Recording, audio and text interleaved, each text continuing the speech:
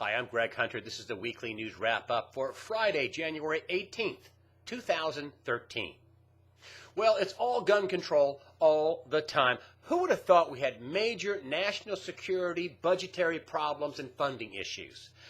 We have to raise the debt ceiling by a couple of trillion, and we have massive hundreds of billions of dollars in cuts to military spending and welfare programs. It's unbelievable, really. But the president announced an aggressive anti-gun or gun control campaign yesterday. Part of that is going to be done with executive order. He's going to have a hard time finding funding for some of that. The other part is legislative, and I think he's going to have a very hard time getting that through Congress, and that doesn't just mean by Republicans, but Democrats as well. This is a Second Amendment issue and the right to bear arms. Now, this is going on under a backdrop of massive financial fraud and crime by the nation's top bankers. It's unbelievable and unprecedented in human history. And this is massive fraud and crime that's gone on, especially since the, leading up to and since the meltdown of 2008. This crime has gone completely criminally unpunished. Not a single financial elite has been prosecuted, let alone put in jail. We're talking about LIBOR, the London Interbank Offered Rate, in which $800 trillion in transactions are set off this rate. Big U.S. banks have been involved. Bankers globally are being involved. And so far, only fines for this major crime. You have the mortgage-backed security crime. Let's just start with that. They sold liar loans to the banks. They packaged the liar loans into securities. They rated them AAA, equal to a treasury, risk-free return, when indeed they weren't equal to a treasury. They were toxic. That's why the Federal Reserve is buying $40 billion worth of mortgage-backed securities a month, because they're sour. They're no good. That's fraud, right? Tell somebody that this is equal to a treasury, and a year or two later that, oh, no, it's toxic. Isn't that fraudulent? Why are there no criminal prosecutions for any of that? You also have the foreclosure fraud issue, where the mainstream media called it, robo-signing, when really it was perjury and forgery and fraud on the court. You've even had some banks being accused and admitting to laundering money for Mexican drug cartels and terrorists. Unbelievable, right? Even J.P. Morgan, they announced a $2 billion trading loss. Jamie Dimon did, back in the middle of 2012. A few months later, it turns into $6.2 billion trading loss. He missed it by 4,000 million. He missed it by $4 billion. He gets to keep his job.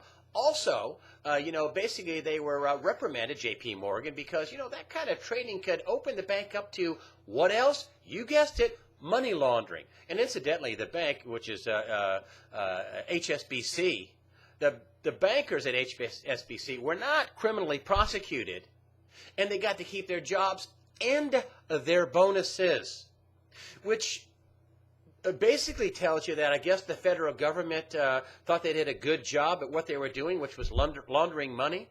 Now, think about the backdrop that I'm setting up here. Major, massive financial crime and fraud. This makes the economy inherently weak and fragile. Crime and fraud makes the economy weak and fragile. And then you take a look at how the mainstream media is portraying this, and look at USA Today. I love this, right? Here is USA Today, the nation's news, and here it says that, in brief, a couple of banks are being fined, something like $557 million. Two banks, Morgan Stanley, Goldman Sachs, Morgan Stanley. You see that? And then if you take a look at this right here, look at this. Here's how they spend this. J.P. Morgan and Goldman hit profit homers. Of course, what the paper doesn't disclose is that J.P. Morgan and Goldman Sachs are, they are major shareholders in Gannett, the people that own this newspaper. That wouldn't have any effect on their reporting, would it? That they would make the news more positive spin for major shareholders and kind of deaden it and put it into for example Goldman Sachs as a shareholder, and just in brief, it's just a little unimportant story. You wonder why people don't really understand what's going on. And yet the president comes around and he uses children and to basically initiate this big anti-gun stand that he's having. And these guys don't know the difference between the Constitution being gutted and a lollipop being thrown on the floor. And this under a backdrop, a continued backdrop, not only massive banker fraud and crime gone unpunished that makes the economy weaker, but it also under a backdrop of the gutting of the Fourth Amendment, the due process clause of the Fourth Amendment, where now the government can just put a bag on your head and drag you off and hold you indefinitely and claim you're terrorists. How would anybody know? You don't get an attorney, you don't get a phone call. That guts the Fourth Amendment. The President of the United States has the power to kill anybody he wants, and he did so a couple of years ago with drone strikes in Yemen. He killed 3 U.S. citizens. Ordered their execution with drones. The family is, suing the government, saying it's a wrongful death. They shouldn't have done it. The Justice Department is fighting it. Where are the ultra-liberals? Why aren't they standing up and calling, BS on the BS? Where are the Tea Party conservatives? Where are the Republicans that, fighting for the Constitution? Now, you think about this. So we have this giant backdrop of crime and fraud gone unpunished by bankers, which makes the system weak. And we have the Fourth Amendment due process gutted, where the president with a license to kill anybody he wants with a drone strike or anything else. And now they want to take away the guns. They want to attack the Second Amendment. And they want to take away guns from honest, hardworking people. Nobody disputes that we should keep guns out of criminals' hands and hands of crazy people, and all these gun shootings were people who are certifiably insane and also taking some sort of pharmaceutical psychotropic drug. We should be looking into that too. But we have this giant backdrop where the Constitution is under attack. We have a giant backdrop of fraud and crime, and now we want to take away people's right to protect themselves. Listen, Mr. President, if you would like to have less crime, make the economy stable. Don't let the bankers run wild. Nothing's fixed. They may have paid some fine, but nobody's gone to jail. Nothing's fixed, and we're setting up for another big, fat meltdown. As a matter of fact, the renowned economist from Boston University, Lawrence Kotlikoff, was on the site USA Watchdog just this week, and one of the many nuggets that our viewers got out of there was he says, hey, this is a 6-decade-long Ponzi scheme, and we're, his words, reaching a real threatening point. And we want to take away people's right to protect themselves. What's next? Let me guess. The First Amendment. Freedom of speech, where people like me get silenced. This is a sad state of affairs for the United States of America. Really. Next up, is there any wonder why Germany is wanting to bring home the gold? It's the gold, but it's their gold. And what that means is that the United States holds the gold of other countries. I mean, Germany sent a pretty good percentage of its gold over to the United States because they were afraid the Russians would blow into Germany and take it and whatever. Now they want at least 300 tons of their gold back. What does that say about how Germany views the United States with all this fraud and crime and crackdown and fraud, banker fraud, that kind of stuff? What does that say about Germany's trust? Now, a few years ago, Hugo Chavez, the president of Venezuela, was written off as a crazy leftist kook for wanting to get his gold back. And now here we have the Germans doing the same thing. It was very interesting today on CNBC, actually yesterday on CNBC, where they had a panel on fast money, and a couple of people were worried. They were worried. They were saying, hey, this is a big story. This is a big deal. This would cause a run on the foreign holding gold, the holding of foreign gold by the Federal Reserve. They hold more than 6,000 tons.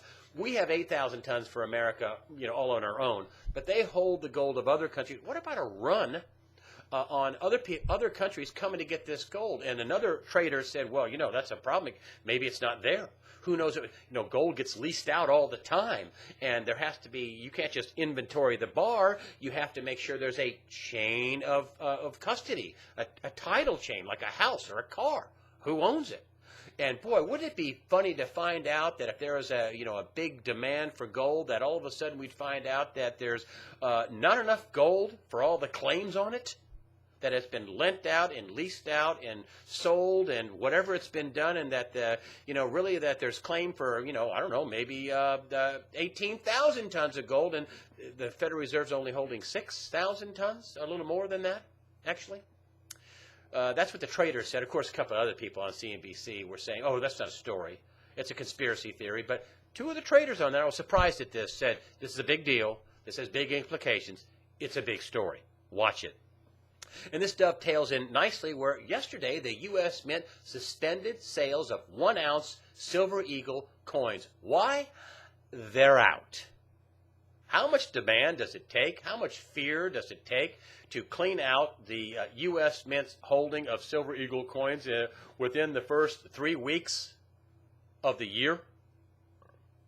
Another signpost on the road to perdition. Another signpost that says the economy is very shaky. And again, all this fraud and all this crime makes the economy inherently weak and susceptible for another crash. Because, what's an economy but confidence and trust? And crime and fraud destroys confidence and trust. Next up, Algeria, hostages taken. They tried to take them back. It was a bloody mess. Dozens were killed. It's still not over. The work of Al-Qaeda. Over in Syria, Leon Panetta says, despite all the reports, Syria has not yet used chemical weapons on its own people. But, just this week, another report of a massacre at the hands of Bashar al-Assad. It's a mess. Well, there, the Al-Qaeda are the good guys. We're basically, in part, supporting them with weapons, through our proxies and through our other allies in the region. But in Algeria, that's the bad Al-Qaeda. I don't understand where the good and the bad Al-Qaeda is. I don't understand that whatsoever. But one thing I do understand, that the reason why the Assad regime has not fallen is because of Russia. And it's pretty clear to me that Russia, with its navy, with its military, with its support, is drawing a line in the sand with Syria. That's it. That's as far as you go. Otherwise, Syria would have fallen long ago. At least the Assad regime would have fallen. Another story I want you to pay close attention to. You haven't heard much about it, but it's about the ongoing severe drought conditions in the West and Midwest. I mean, states like Oklahoma, Nebraska, Iowa, Kansas, western Missouri, eastern Colorado, parts of South Dakota, severe drought. So severe, winter wheat harvest is already projected to be way down. Now, this is also causing problem for people with cattle, people who have to feed, people who have to graze and expect higher meat and higher wheat and higher food prices coming at you in the future. And let me show you how bad it is. And there's also a shipping problem. I mean, parts of the Mississippi from the St. Louis area down, where lots of grain is shipped out of Missouri and Illinois, from there down, very dry, down to the Ohio River. Plenty of water in the Ohio River because the east has gotten more rain. You see this right here? This is a World War II minesweeper. And where is it? It's sitting on a rock in the Mississippi River. And this thing hasn't been seen for decades. That's how low the Mississippi River is. They've gotten a little rain, a little moisture there. It's raised about a foot or so here recently, but watch this ongoing drought situation. If we go in this year to a dry spring, look out. It could be catastrophic, terrible. The least that we have to worry about is prices going up. We might have shortages, period, the end on that. Watch it. And finally, the USAWatchdog.com site was taken down. It came under attack and with a denial of service or some sort of attack that basically took down the USAWatchdog.com site for about 3 hours yesterday. This is part of the expense of the site that I pay for people to stand on the wall. I pay people to watch over the site for technical problems and for hackers and for people who take the site down with an attack. Who did it? I don't know. Why? I don't know. I can't imagine it's because they like what we're saying here. But when you use the donation button at the top of the page, this is part of the expense. I pay people to basically watch over the site and can, technically and mechanically put it back up. And hats off to the folks that watch over USAWatchdog.com. It came under attack and they had it back up in 3 hours. And so for all the folks that come here to the site, and for the few that use the donations button, I appreciate it. And for the folks that just come here and support the site, thank you for supporting USAWatchdog.com. I'm Greg Hunter. Have a nice weekend.